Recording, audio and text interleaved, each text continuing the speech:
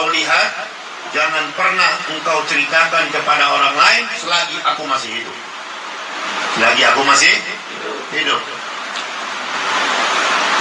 Jadi murid yang baik itu selalu jaga rahasia guru, jaga rahasia guru, apalagi diamanatin. Kenapa? Murid tahu ini gurunya orang hebat. Assalamualaikum warahmatullahi wabarakatuh. Alhamdulillah, assalatu wassalamu ala rasulillah, amma ba'd. Salam waras, salam akal sehat kaum muslimin.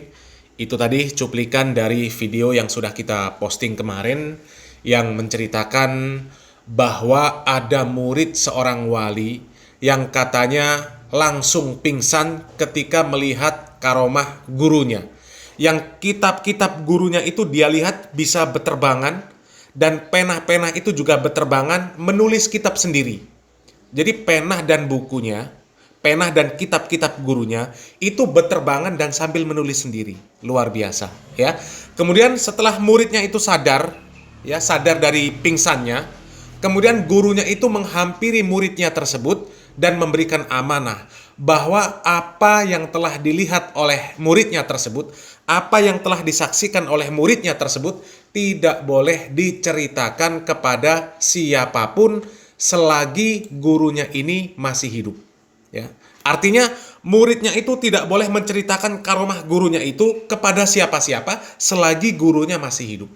Sekali lagi, muridnya tidak boleh menceritakan karomah gurunya itu kepada siapa-siapa selagi gurunya masih hidup. Tanya kenapa kaum muslimin? Karena kalau diceritakan ketika gurunya masih hidup, maka berbahaya. Tentu gurunya ini khawatir kalau ada yang meminta supaya gurunya itu membuktikan karomahnya, dan pasti tidak akan bisa dan akan ketahuan bohongnya. Ya, begitu juga dengan kisah-kisah karomah para wali versi yang lain lah, yang banyak diceritakan oleh para habaib yang halu. Kebanyakan yang mereka ceritakan itu ya pasti karomah orang yang sudah mati. Hanya karomah Pak Lutfi bin Yahya yang katanya bisa terbang, bisa membelah diri, dan masih banyak lagi karomah yang lain. Dan cerita ini diceritakan ketika Pak Lutfi bin Yahya masih hidup.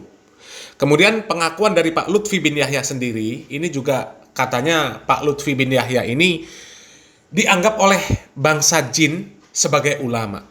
Bahkan ulama para jin ini pernah mendatangi dirinya meminta ijazah. Sekolahnya kapan, tahu-tahu datang minta ijazah. Itu kan cerita bohong kaum muslimin. Cobalah, kalau memang cerita itu benar, maka buktikan. Buktikan bahwa Pak Lutfi bin Yahya ini bisa terbang, bisa membelah diri menjadi dua, dan buktikan karomah-karomah yang lainnya. Ya, kami jamin tidak akan bisa, karena itu semuanya omong kosong. Dan kali ini kita kembali akan menyimak dongengan dari seorang Habib lagi. Dan Habib ini memang banyak sekali dongengan yang dia kuasai. Dan di dalam dongengan kali ini, kata si Habib, bahwa wali itu ada yang dilantik oleh Nabi Muhammad SAW. Jadi kalau ada wali yang dilantik, maka wali seluruh dunia ini dapat undangan untuk menghadiri pelantikan wali tersebut. Acaranya di mana? Kita tidak tahu. Mungkin di planet Azra. Kita simak videonya kaum muslimin. Wali kutub adalah pemimpin aulia. Seperti pemerintahan, ada presidennya, ada menteri-menterinya, ada gubernurnya, ada bupatinya. Demikian juga para aulia salihin, hampir sama ya. Walillahil mathalul a'la. Ada pemimpinnya, presiden aulia, ini dinamakan wali kutub. Al-Qutub pun ada beberapa macam. Ada Qutbul Ghaus, ada Qutbul Ilm, ada Qutbul Hal. Banyak sekali istilah-istilah ini. Ya, kalau dikatakan Qutbul Ghaus, itu satu setiap zaman. Dan tidak bisa kecuali dari cucu Nabi SAW. Karena beliau menjadi pewaris sempurna Nabi Muhammad. Wakil yang murni sempurna dari Nabi Muhammad. Seakan-akan beliaulah yang diberi oleh Allah kekuasaan seperti mewarisi semua dari Nabi Muhammad, rahmatnya, kasih sayang. Allah menurunkan rahmat berkat dia, Allah mengangkat bala berkat dia. Bahkan tidak jarang mereka menahan bala dari Allah Subhanahu wa ta'ala. Ketika ditakdirkan untuk menimpa umat, beliau tanggung sendirian itu bala. Kita jumpai banyak awliya as-salihin al-qutub itu di akhir umurnya sakit parah, ya, karena beliau menanggung bala yang diturunkan oleh Allah kepada umat. Adalah qutub. Di bawahnya qutub itu banyak awliya, ada abdal, ada ini dan itu, sangat panjang sekali penjabarannya dan kurang bermanfaat untuk kita ketahui nama satu persatu, tingkatan-tingkatannya. Ini hanya kenikmatan bicara, ya. Ini nafas, haddun nafas di situ besar. Untuk siapa wali qutub zaman ini, wallahu alam. Saya bukan wali, maka saya enggak tahu siapa wali sekarang ini. Dan para awliya salihin belum kita dengar mereka mengisyaratkan kepada fulan atau faltan. Terakhir yang kita tahu dari isyarat para awliya salihin di zaman kita adalah Habib Qadir bin Ahmad. Habib Qadir bin Ahmad As-Saqqaf yang tinggal dari Hadramaut, tinggal di Jeddah dan meninggal di sana. Itu yang kita ketahui dari kalam para awliya salihin bahwa beliaulah al-qutub di zamannya sampai beliau meninggal berapa tahun yang lalu. Siapa penggantinya? Pasti ada, tapi siapa? Wallahu alam. Haram kita menebak-nebak atau mengira-ngira lah. Kalau nggak tahu bilang nggak tahu.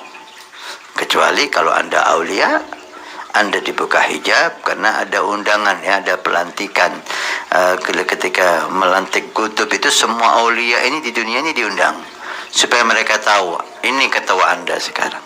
Yang melantik Nabi Muhammad SAW dan seluruh aulia sedunia tahu. Maka siapapun yang menyaksikan acara ini, kalau dia wali, dia pasti tahu siapa kutub zaman. Jadi kaum muslimin, dunia perwalian itu katanya seperti susunan pemerintahan sebuah negara. Ada presidennya, ada wakilnya, ada menterinya. Mungkin sampai tingkat rakyat jelata itu juga ada. Dan pertinyi ini kaum muslimin, siapa presiden para wali yang disebut sebagai kutubul ghaus di zaman para sahabat, kemudian di zaman para tabi'in, di zaman atba'ut tabi'in, di zaman Imam Malik, Imam Syafi'i, Imam Ahmad, Imam Abu Hanifah.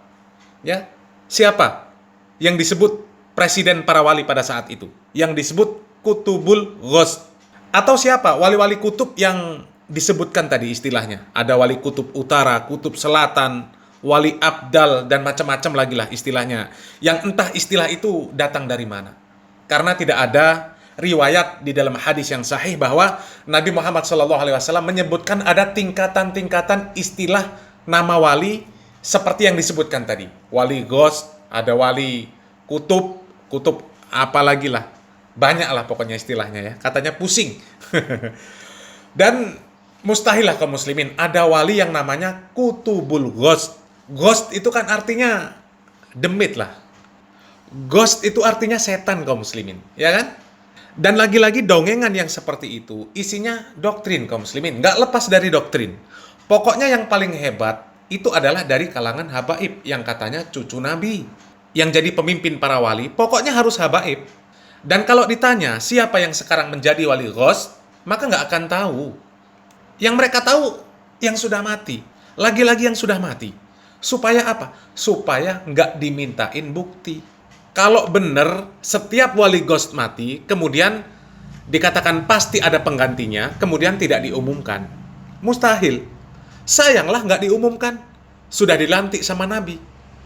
Pas pelantikan kan diundang itu Pak Lutfi bin Yahya, Pak Umar bin Hafiz, Pak Wan Sehon, Pak siapa lagi itu namanya, yang di mimbar nggak pakai baju, terus dikasih rokok, terus rokoknya dinyalain sama jamaahnya. Kan katanya semuanya wali itu. Ya. Dan katanya wali seluruh dunia diundang waktu pelantikan. Jadi buktikan sekarang, umumkan. Siapa wali kutub ghaus sekarang? Kan nggak butuh isyarat. Kenapa harus menunggu isyarat? Kalau memang selalu ada gantinya, dan gantinya itu selalu dilantik oleh Nabi Muhammad SAW langsung. Seharusnya diumumkan langsung juga. Sayang bro, Nabi yang melantik. Dan wali ghaus itu dibutuhkan betul sama umat saat ini. Untuk nolong saudara-saudara kita muslim yang tertindas hidupnya. Yang bukan ghaus saja, doanya dikabulkan secepat kilat, apalagi yang ghaus. Jadi coba buktikan. Kata para penganut haluisme kan ada kaidah la ya'riful wali illa wali. Dan yang jelas diketahui walinya ini kan banyak sudah, dan mereka masih hidup. Seperti Pak Lutfi bin Yahya. Tanya sama Pak Lutfi bin Yahya, sama Pak Umar bin Hafiz, sama Pak Wan Sehon yang katanya wali Majedub, sama Pak siapa itu yang di mimbar, yang nggak pakai baju, yang cuma sarungan sambil merokok, ya, yang tangannya dicium-cium sama jamaahnya. Coba, bisakah mereka menjawab? Dan lagi-lagi tidak akan bisa. Tidak akan bisa mereka membuktikan. Jadi kalau masih ada yang percaya dengan dongengan-dongengan wali yang model begini, maka sungguh primitif sekali.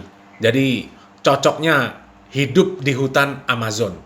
Jauh dari peradaban, jauh dari ilmu, jauh dari teknologi. Kalau masih mau hidup di tengah peradaban yang modern, di tengah-tengah ilmu dan teknologi, maka gunakan akal sehat dan kewarasan. Salam waras, salam akal sehat. Barakallahu fikum. Wassalamualaikum warahmatullahi wabarakatuh.